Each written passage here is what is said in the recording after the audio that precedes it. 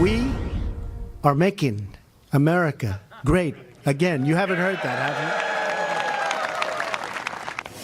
That had a hint of Captain Kirk there. Welcome, everybody. I'm Neil Cavuto, and this is Your World.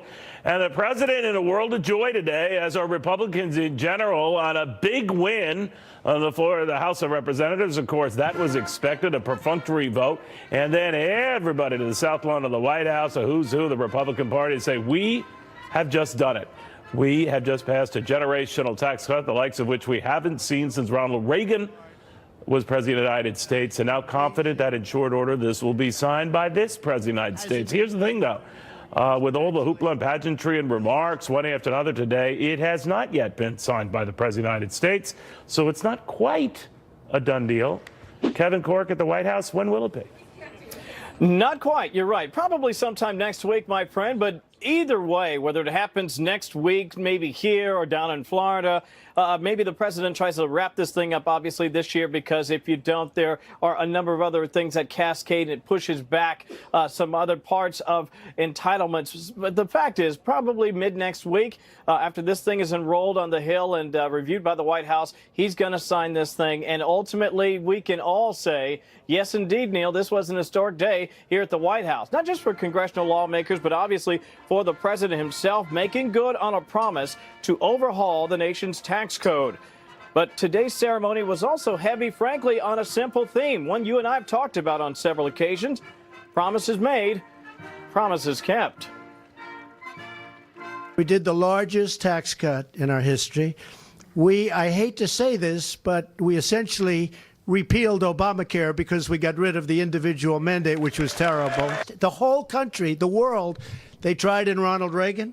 They tried with the Bushes. They tried with everybody. They never got Anwar, but we got Anwar in this bill. Now, for those, Neil, who were busy, tied up with other things today, you may have missed the event, or maybe you saw it, but you weren't really listening.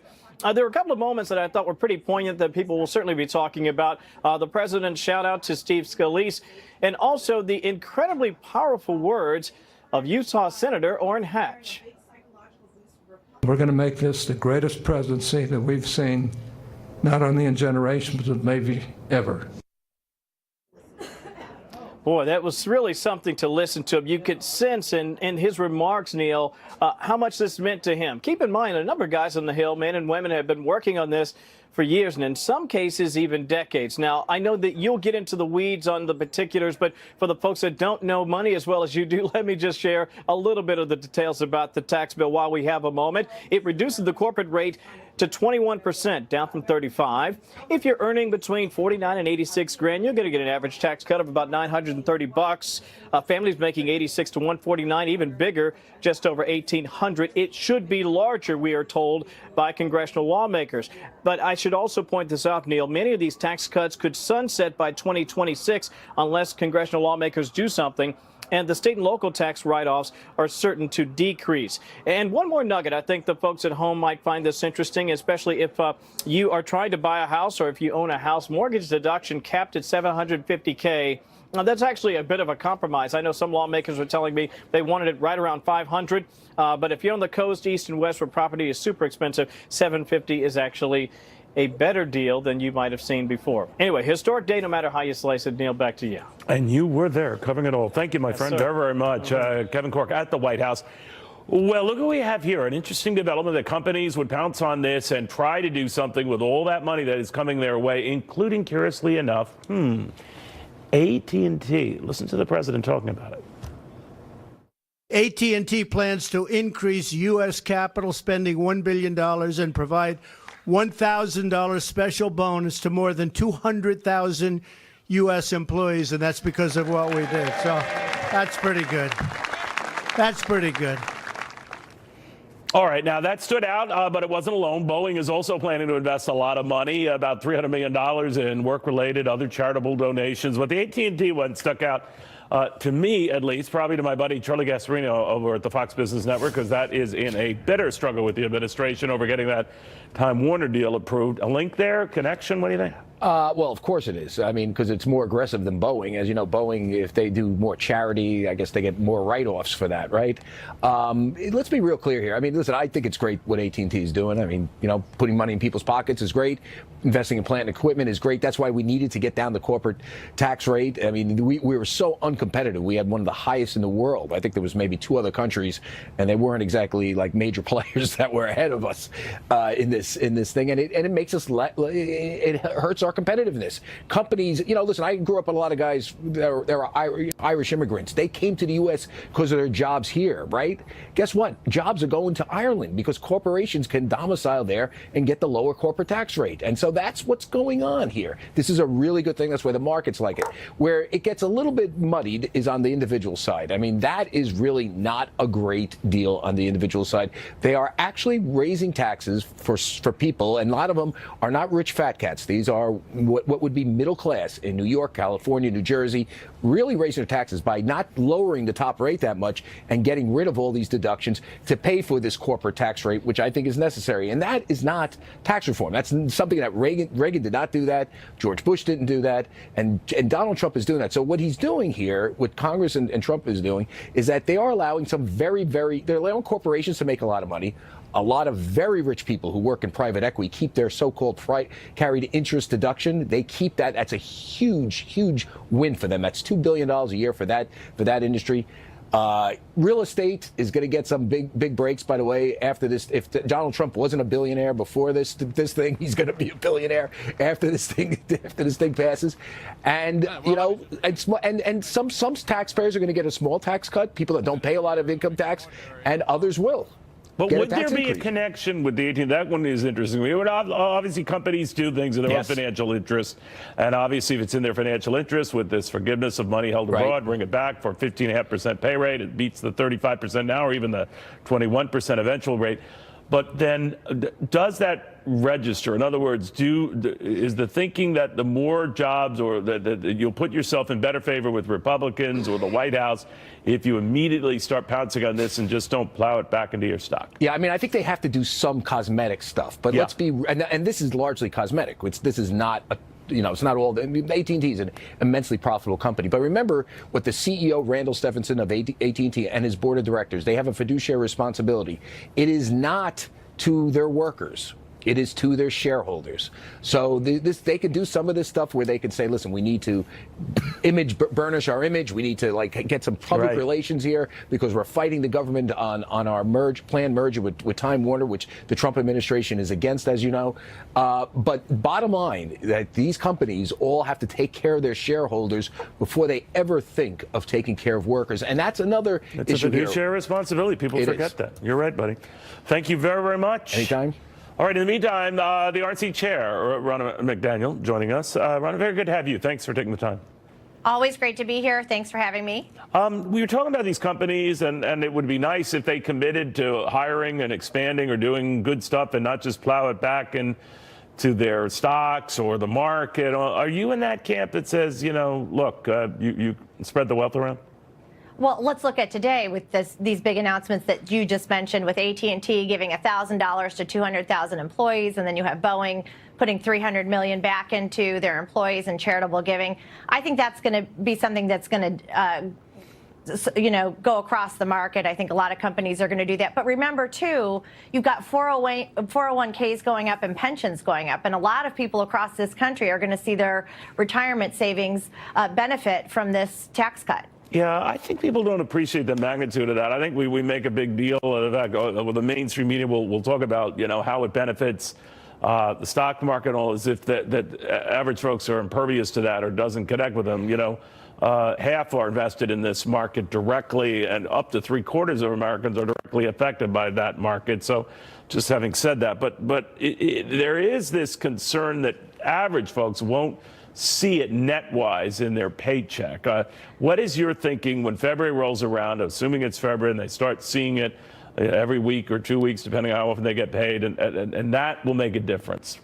This is a middle-class tax cut, and you just reported on families between $46,000 and up to even $149,000 are going to see money coming back. An average family that's making $75,000, a family of four, is going to see $2,000 extra in their paycheck. And let's remember, we have had stagnant wage growth in this country. Under Obama, people were seeing their wages freeze and their costs go up. So this is something that's going to be good for the middle class in this country. And I will say, you know, a police officer pulled the president aside when we were in New York a couple weeks ago and said, my pension's gone up so much since you've been president. Thank you. So everyone's going to be affected by this tax cut. It's good for our country and it's good for the American people. You know, it's so weird because the economy's racing along, the market's racing along, today notwithstanding, but it doesn't dent the president's so far soft polling numbers. Just stepping back from that, whatever your allegiance to the party or the president, are you surprised? Well, 90% of the mainstream media coverage is negative about this president, and that has a ripple effect when every day you turn on the news and it's negative. And I think right now you're starting to see these numbers break through. You are seeing record unemployment. You are seeing consumer confidence at an all-time high. You're seeing the stock market. Now you see this middle-class tax cut. You're seeing the deregulation. You're seeing our economy starting to grow again, and you're seeing policies being put in place that are going to help everyone in this country. And President Trump is going to benefit from that. And I think by November next year, every voter is going to go, am I better off than I was 2 years ago? Have Republicans delivered on the things they campaigned on? And they're going to say yes. You know, we're watching as you're speaking, the Congress coming back from the White House on this big bus trip there. Now they're back and they're going to the respective offices. You know, if you don't mind my digressing a little bit here, there had been talk that the president sometime back had been concerned about the Romney in your name. You're the niece of Mitt Romney, the former presidential candidate, might be a candidate for Senate in Utah. Was there any truth to that just didn't want you to use Romney in your name? This is one of the most ridiculous stories, the silliest stories that's out there. You know, I told my producer that, Ron, and she just insisted. No, I know. Well, I have three reasons why I've emphasized the McDaniel a little bit more. And their names are Patrick, Abigail, and Nash McDaniel, who I don't see 4 to 5 days a week with this job as I'm traveling the country. And yes, I wanted to have the McDaniel get a little more love, and so I've chosen to emphasize it more. But Romney's still my middle name. I'm very proud of where I come from and my roots. And of course, the president would never direct me to change my name to be the RNC chair. It's ridiculous. By the way, the president and Mitt Romney on good terms. I mean, when he was out in your neck of the woods there, I mean, he seemed to be very complimentary. Yeah, he called him a couple weeks ago. They had a good conversation. I talked to the president about it. You know, we're all celebrating today to see these historic tax cuts passed, to see Republicans delivering. And remember, Democrats are nowhere to be found. What have they accomplished this year? It's a big fat zero, and Republicans are delivering at every level. All right, Ronna McDaniel, thank you very, very much. Good seeing you again. Thanks for having me, Neil. All right, so now the question becomes when the president signs this thing. It's got a lot of Republicans a little nervous. I wonder if Republican Congresswoman Kristi Noem is among them. The fear is that it's not official until John Hancock is on that. After this. Starting January 20th. More news, more business, and even more Cavuto. Neil is working overtime to follow the stories and the money for you. Stay ahead, stay informed, and stay with Cavuto live every Saturday. Are you in the camp that says, sign it now, Mr. President, and don't risk anything, or take your time, Mr. President, we've got this? I'd like to see him sign it now. I think they're going to want to sign it sooner rather than later. There is an enrollment process you've got to go through, and you got to be sure, you know, every I is dotted and every T is crossed, but I think he should go ahead and sign it. You know, it does seem like, you know, it's a closing on a house. You're going to risk delaying the closing. All sorts of things would happen with the paperwork. A form doesn't show up. So maybe this done deal on getting that house falls through if you delay it.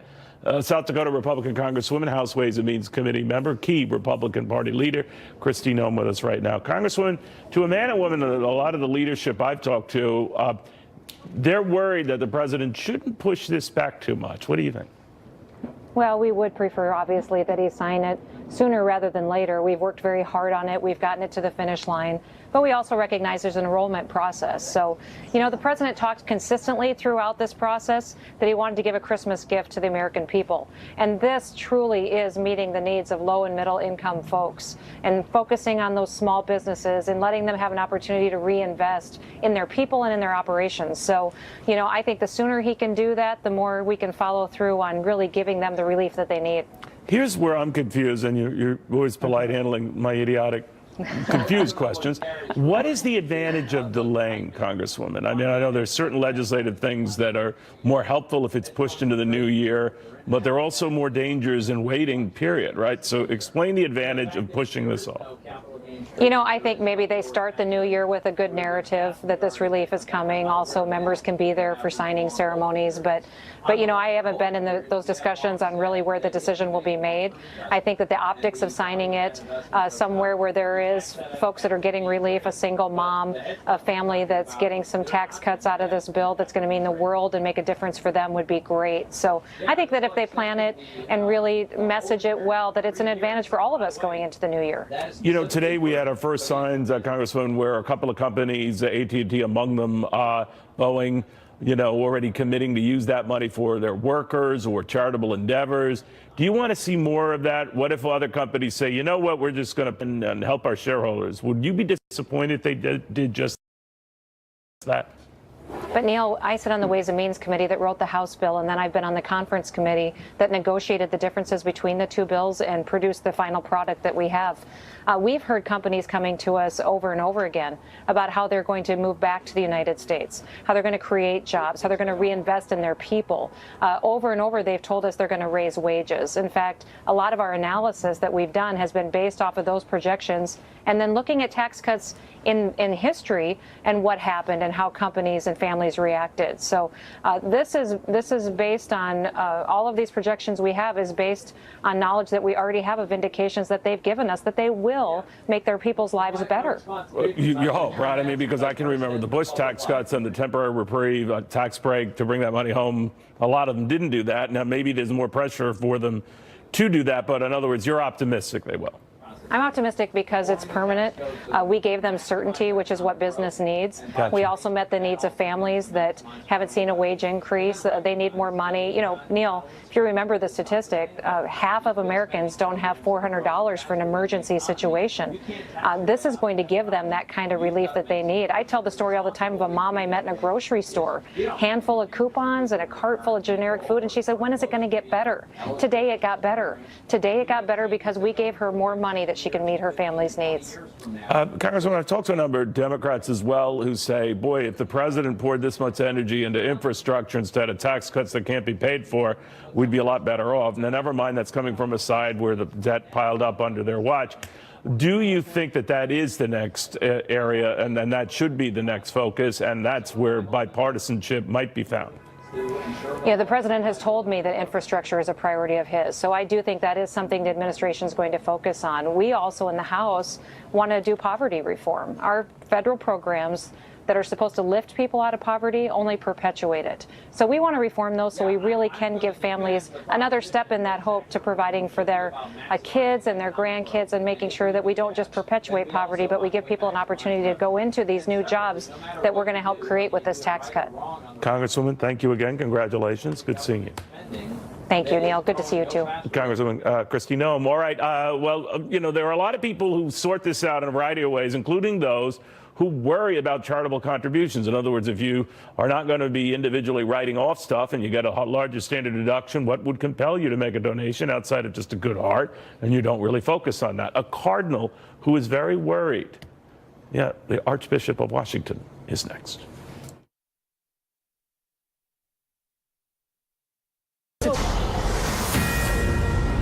All right, if your tax cut is the kind that really is built on a higher just general exemption and write-off, so it doesn't factor in individual things like mortgages, charitable deductions, are you going to be inclined to do any of that or as much of that?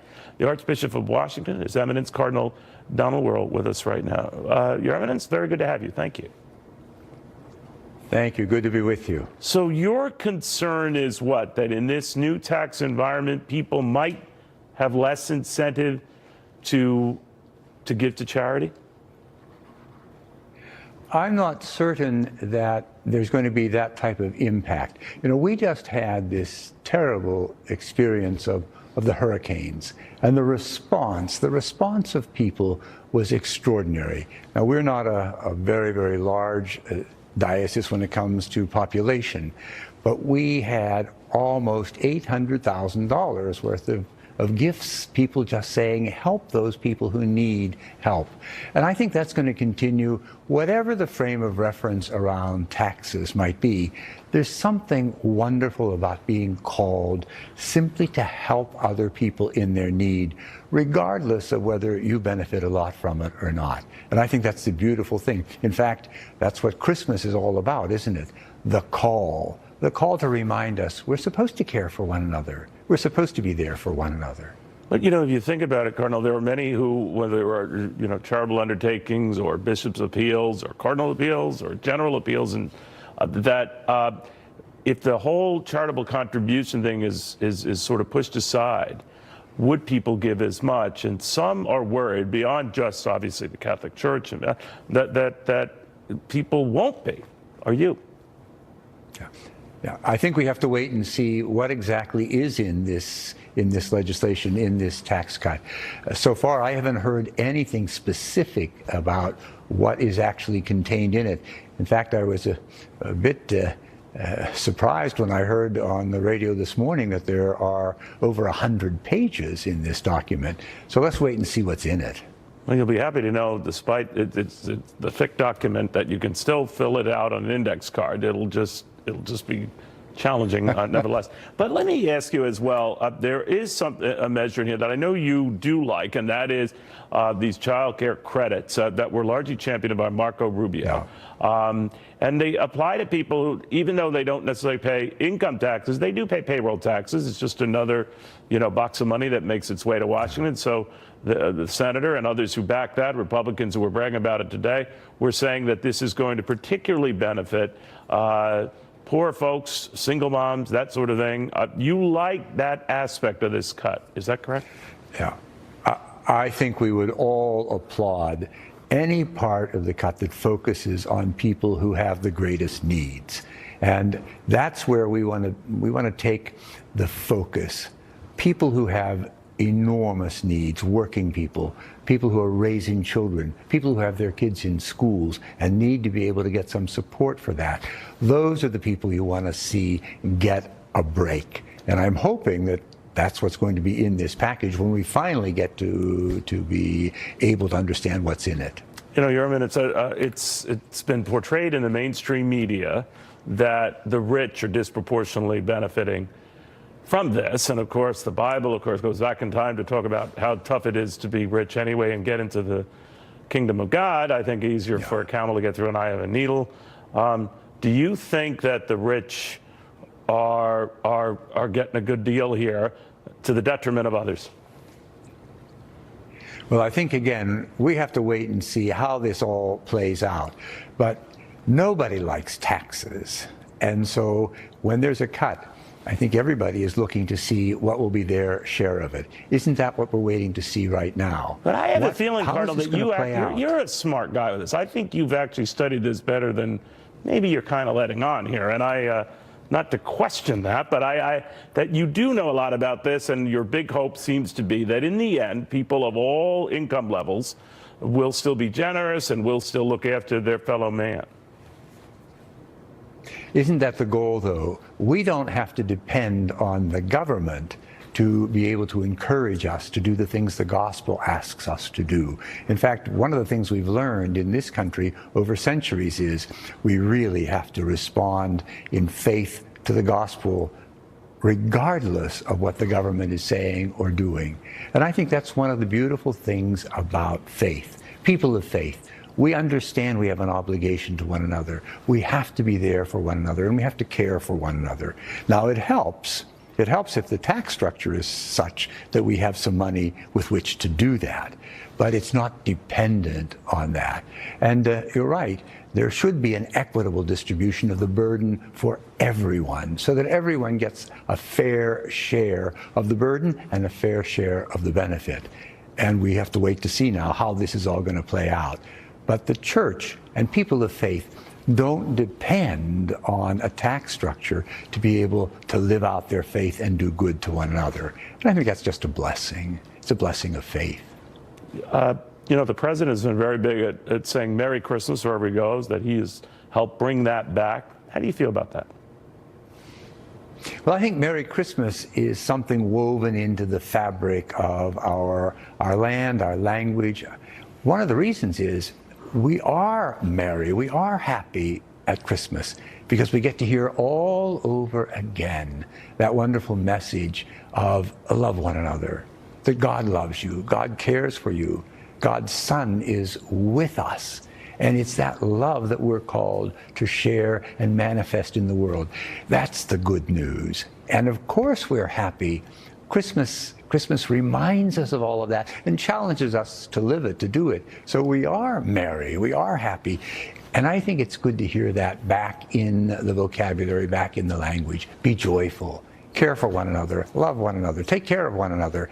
And while you're doing it, recognize it's reason to be joyful. This is a spirit, a season. This is the season of joy, right. Joy to the world. Why? Cardinal Donald Wuerl, thank you very, very much, Archbishop of Washington. The fallout from what he said, particularly on tax cuts after this. God's already baked in the market, can't do any better, and that's why we were down today. What if I told you, some are saying they're not priced in at all, not remotely, back at 60?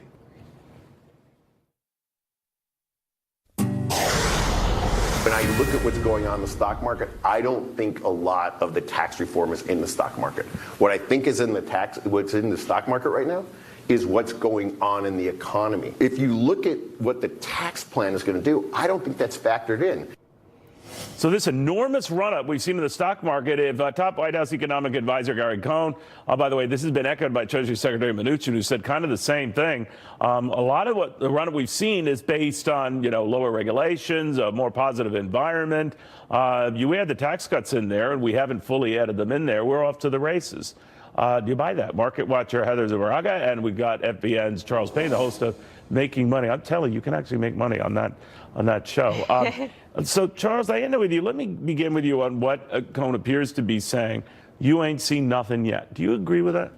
I do agree with that. I think what we've seen so far in this market, remember the old role of the stock market was like a harbinger of things to come. It would tell us or anticipate what the economy would be 12 months out, 6 to 12 months out. We're already seeing record earnings go through the roof. Every single day from every single niche of our economy, we're hearing numbers out of this world, whether it was housing, existing housing sales today, housing enthusiasm, traffic, the highest it's been in 19 years, corporate earnings, corporate America. So I think we're just building up a nice wind in our sails economically, and that's going to be the underpinnings for this market to go higher. The tax cuts will be an added bonus. There is that old adage, Heather, and I've discussed this before, buying the rumor, selling the fact. Well, the fact is the tax cuts have passed. We're just awaiting the president's signature. That if you just want to take your profits, now is a good time to do so. What do you think? Well, perhaps in the short term, that's why you're seeing the Dow and the markets are slightly down on the day today. But look, over the long run, Neil, we are hearing from these companies such as AT&T and FedEx that they are going to be receiving a lot more on their bottom line that's going to go back into the hands of their employers or their stockholders in the way of investing in plant property and equipment. FedEx said they're hiring workers, and AT&T said that they're giving $1,000 back to their employees, to each employee. That is a big win for our economy. So the stock market may be pulling back today and in, the few days or weeks to come. But next year, get ready because it's going to continue to rally. Charles, another thing that worries some, look at the markets, and maybe it's a good thing to worry about, is the Federal Reserve sees things picking up steam, so might continue to raise interest rates, maybe at a faster clip. Market rates hit a 9-month high today on the belief that maybe that is the case. That again, it splits both ways. How do you see that? You know, I think as long as the Fed is reacting to the economic reality, Wall Street's okay with them hiking rates. In fact, they've already begun that cycle. The market, the rally didn't miss a beat. And remember, when Janet Yellen hiked rates in December of 2015, that was one of the worst Januaries in history. I think the Federal Reserve has learned this lesson with respect to hiking rates for any reason other than the fact that the economy is coming on. So Jay Powell's coming in there. I'm not concerned there. In fact, my only concern is that I'm so excited and so convinced about this market. You kind of want to have some doubt, but right now I feel really good. Everything I'm looking at points to our economic revival gaining steam. You know, Heather, it's a mug point, but I wonder what the rich do. We just showed their rate goes down to 39.7 to 37. But offsetting that, a lot of them in these high tax states might still see a tax hike. Charles, for example. Do you see that as a problem? Because they are the engine here for the economy, to think about it. They account for a disproportionate 1%. number of the spending, right? So what do you think? Yeah, top 1% spend a lot as well as pay a lot in taxes. So they really stuck it to the blue states in a sense that, you know, they can no longer deduct state and local taxes above the 10,000 property tax limit. So I don't think it's enough to have the rich or the wealthy move to a different state. I think that the rich actually reducing the rate from 39.6 to 37% on that top rate will be a net positive, but you're right, some of those deductions are no longer there. So in the end, the rich may pay more. I mean, the liberal media has it wrong. They're saying this is a tax cut for the rich. The rich may end up paying more. This is a tax cut for the middle class, Neil. All right. Well, that's why, you know, obviously, well, Charles has been in a foul mood. But not for you and Charles. That's why you got me down here in the dungeon doing a hit. Yeah, that's exactly right. That's exactly right. Guys, I want to thank you both. Very, very nice of you. All right. You know, a lot of people are saying, well, the one thing we're sure the Republicans got rid of were a lot of these little loopholes that were tucked in there for, I don't know, things like electric cars. What have I told you? Not at all. They're charged. Are you?